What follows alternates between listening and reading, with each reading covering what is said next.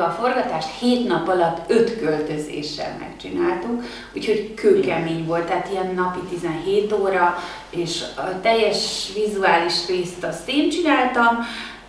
Ez azt jelentette, hogy volt 20 IKEA-s dobozom, amit a fiammal, a nagyobbik fiammal csomagoltunk össze utolsó betűig, és hát az Ibiza volt olyan forgatási nap, hogy délelőtt volt 10 indián gyermek, délután volt nem tudom mennyi üvöltő csecsemő, és akkor én, mikor elmentek a gyerekek, mondtak, hogy hú, mert nagyon-nagyon kemény. Tényleg az nagyon durva, az úgy nem látszik, de azért, amikor azok a gyerekek ott vannak, és azok tényleg ordítanak, és tényleg pánik, zűrzavar van, azért, na de...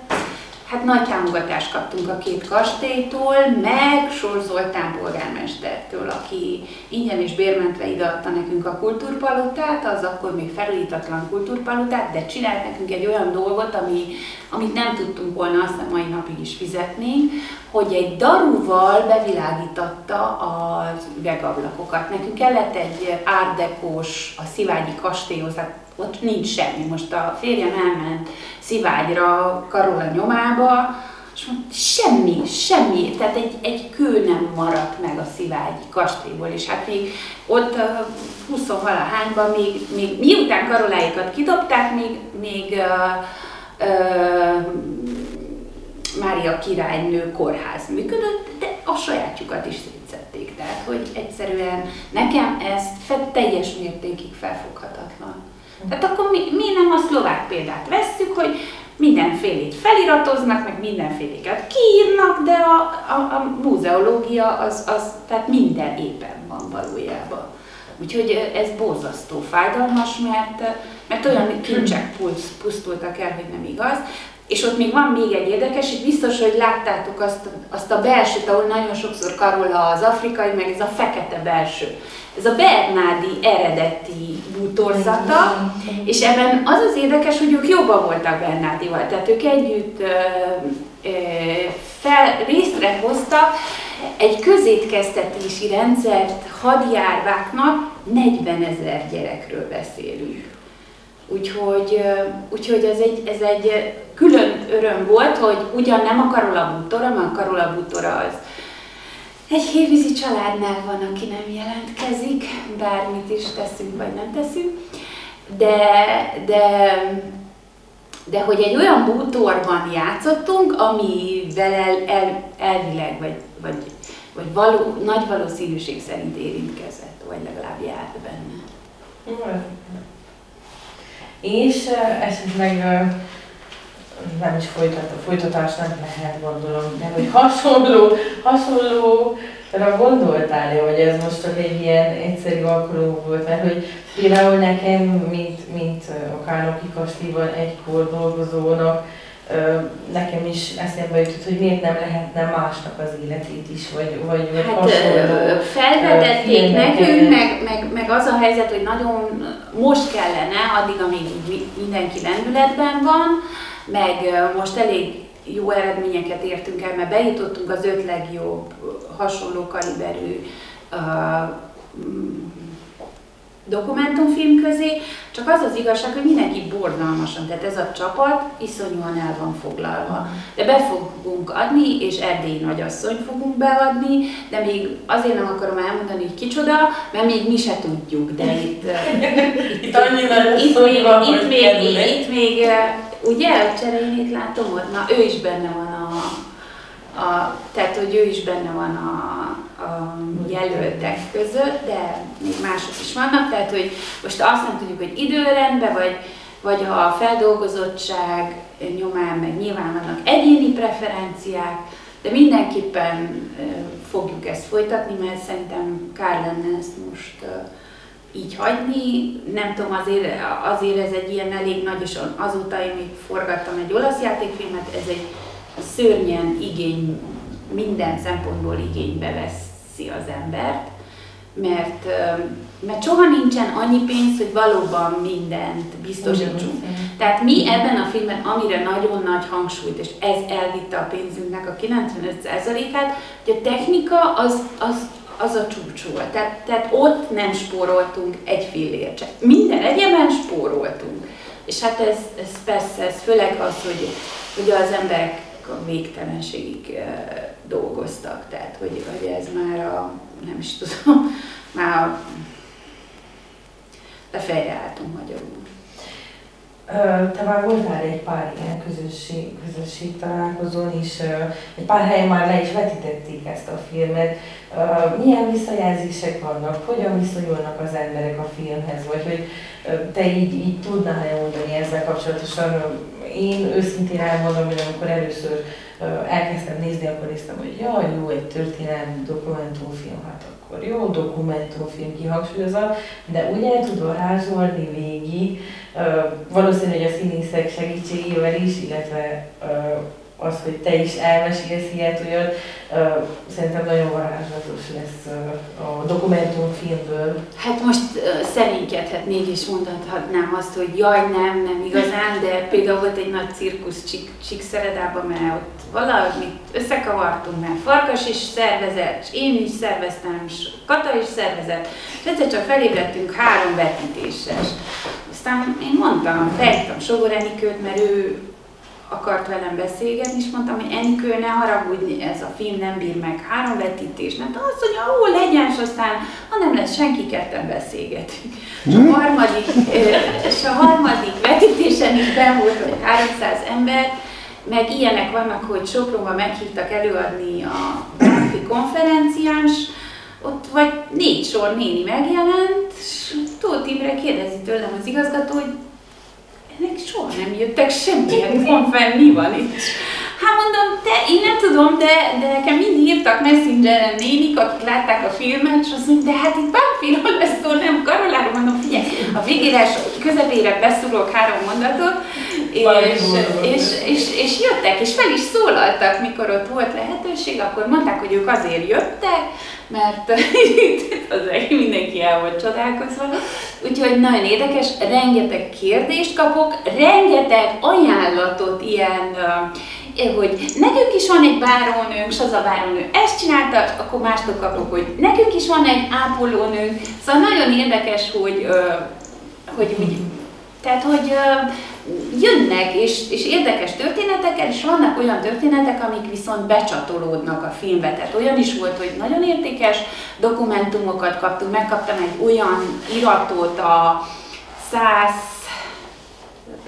Grois Lászlónak az unokahúgától, aki 12 évesen ismerte Karolát, én majdnem kitéptem az összes hajamat, mert volt 4 mondat, ami nekem mindig hiányzott a filmből, de mivel nekem nem volt, én sejtettem, hogy Karola valahogyan állást foglalt Trianon tekintetében, de ebben a filmben egyébként ezzel viszont dicsekednék. Nincsen egyetlen olyan mondat, amit valamivel alá nem tudnék támasztani, egy újságcikkel, egy levéllel, egy beszélgetéssel, vagy esetleg legrosszabb esetben egy anekdotával, de az anekdota, amit mondjuk Kemény János írt le, vagy valami.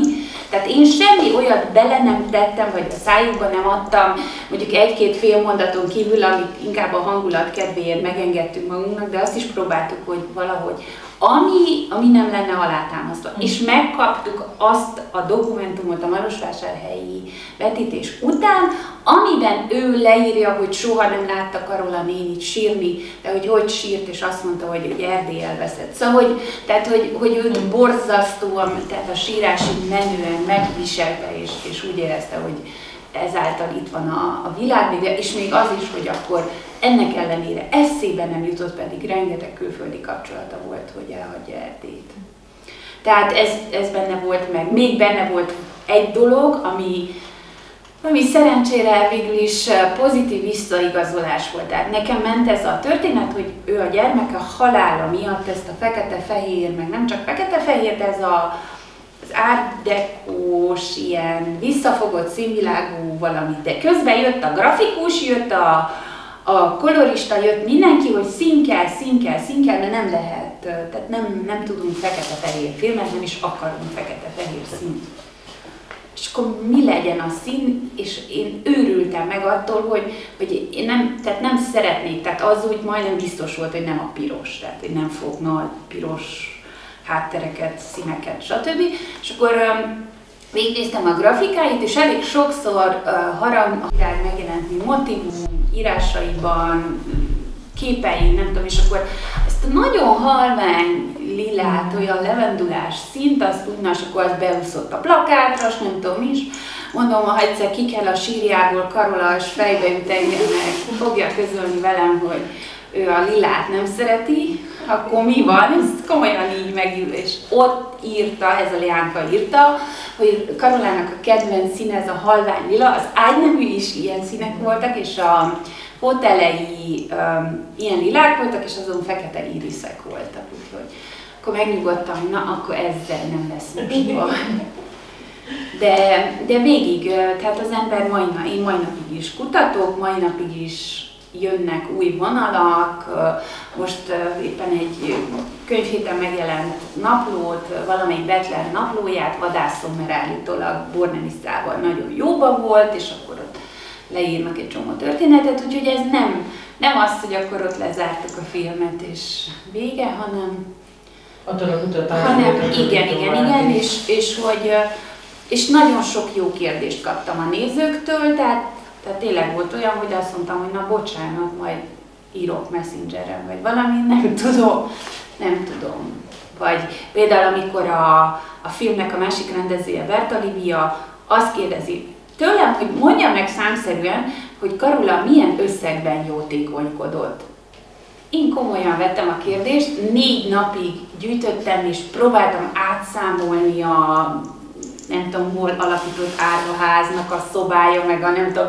Aztán mikor már 4 nap múlva még mindig sehol nem tartottam, de már egy nagyon jelentős összeget ki, akkor mondtam, hogy de ne haragudj, én ezt nem tudom.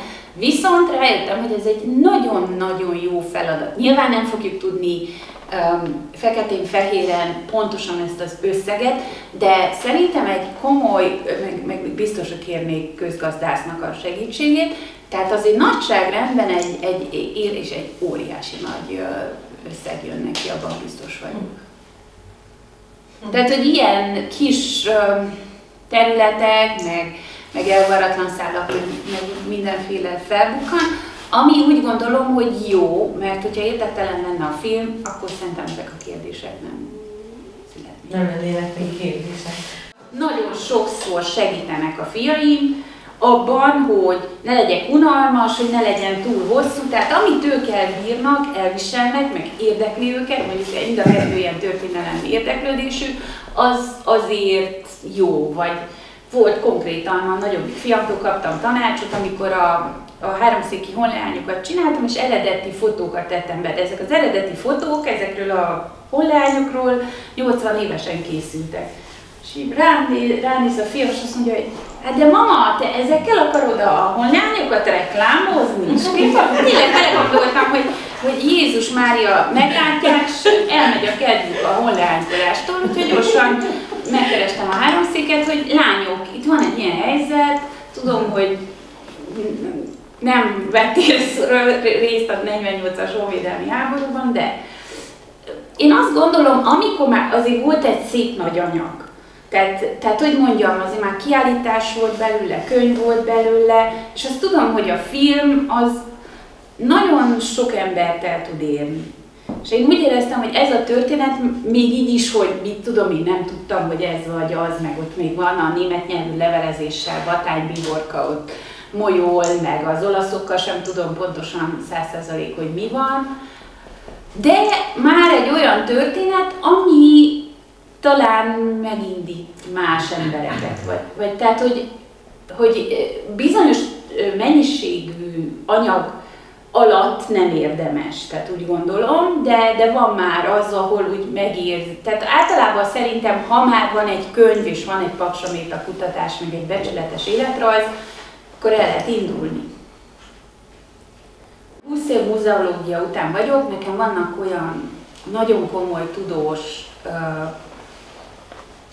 kollégáim, akik semmi más nem csinálnak, csak gyűjtenek, ülnek egy nagy kupac tetején, és nem tudunk hozzáférni, és nem is akarják, hogy ez hozzáférhető, és én ezt nagyon visszatetszőnek gondolom. Neki se jó, nincsen visszajelzés, nincsen interakció, nekünk se.